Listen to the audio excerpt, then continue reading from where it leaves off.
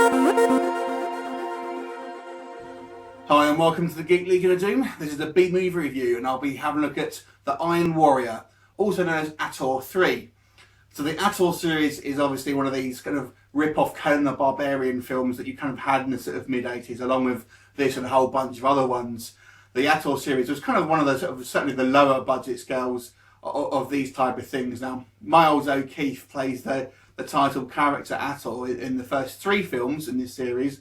There's also a 4th film called Quest for the Mighty Sword, but it's played by a different actor, and it was the same guy who played Thor in the Incredible Hulk TV film. I think it's called The Incredible Hulk Return, and he played Thor, and that's the guy from the 4th film. Now this one, and it's fairly true of all of the films, they don't really have much in the way of being in a sequence in regards to the franchise. I think maybe the first 2 films are probably a bit more of a traditional sequel, but this one really is you know, you wouldn't even know it was a sequel. In fact, in the UK, it doesn't even mention the fact that it's actually Ator 3. It just says The Iron Warrior. Now, the plot is fairly incoherent, I have to say, and it's kind of a very sort of almost an arty film in a lot of ways, in a very sort of cheap and cheesy way, but nevertheless, the plot, if you can call it that, really involves a kind of witch who steals a young boy when he's about sort of 7 or 8, I suppose, and it turns out that that's actually Ator's twin brother, and he's brought up to be this kind of evil, like Darth Vader kind of like villain, who's kind of been corrupted in body and soul. And this kind of witch wants to sort of upset the balance between good and evil, and by sort of terrorising this kingdom and killing the king and having this sort of princess ultimately. I don't know if he's trying to kill her exactly, but he's trying to chase her and do things to her anyway. And we kind of have this, like the forces of good. Ultimately, Ator is the champion and has to sort of try and stop them. And he's sort of tasked with trying to protect this princess and then to retrieve an artifact which can potentially end this witch's evil scheme. Now, it's as I say, it's a fairly cheesy film. No, but one thing I would say with this film before I sort of, it's very easy to attack this film. Let's be honest. It's a cheap film to begin with. It's got a very, very European feel to it, that kind of Italian sort of cheapy film, if you know what I mean, that kind of feel. But it has got some good pods to it, and that's mainly, I would say, the director here is obviously he tries to do the best with what he's got in regards to some camera tricks and sort of some of the cinematography and things like that. So fair enough. Some of the actual shots look pretty decent, and it's all filmed in Malta.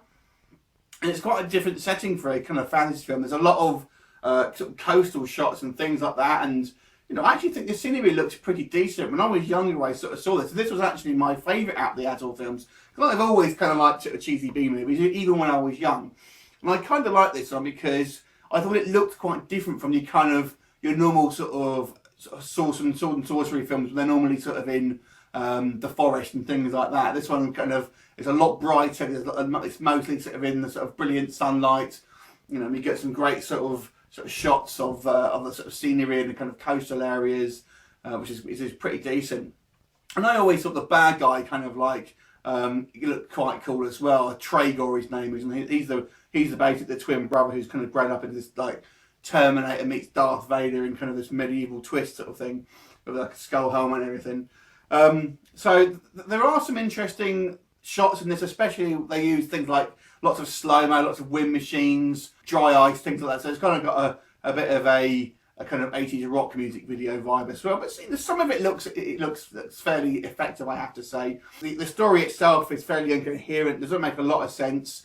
The ending's a little bit ambiguous, I've got to say. You don't quite know what's gone on. It kind of is a bit confusing, I have to say. You think, has he won on this? I'm not really sure. They've kind of some of the things they have on the end here. It makes me a little bit confused about what's actually happened. There you go. But it's kind of okay. It gets a little bit boring because it just tends to be sort of, you know, Ator fighting one bunch of like guys on horses, followed by another bunch of guys on horses and things like that. And then the princess kind of getting trapped in another room and you have to sort of go around and say sort of rinse and repeat. And that's pretty much the whole film. So there's not a hell of a lot of actually story here, to be honest with you. What there is, as I say, it's quite confusing. I quite like Miles O'Keefe as a sort of barbarian type. Though I think he's got a sort of quite a good presence. So it's very hammy, this film. You know, you're gonna if you're probably watching this review, I've no doubt you've obviously seen it. I can't imagine anyone's going to go and watch this film because of this review. But I kind of have a bit of a sort of a secret fondness for these type of films. But this one, to be honest with you, I'm viewing it now for this review. It's kind of lame. It's kind of a bit boring to sit through. I do appreciate some of maybe the sort of the budgetary and artistic things, but some of them are quite laughable.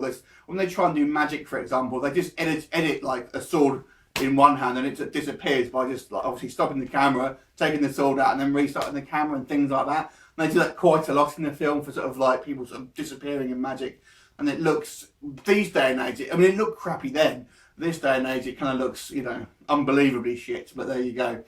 So, purely, despite all the sort of cinematography, there's not a lot to recommend this film, I have to say. So I'm going to give this one a 3 out of 10. 3 out of 10, just really for the sort of the technical aspects that I kind of enjoyed with this film, and the sort of scenery and some of the sort of cinematography that I actually thought wasn't too bad. So there you go. Having seen it, let me know what you think. Leave me a comment. I look forward to seeing you next time. Bye for now.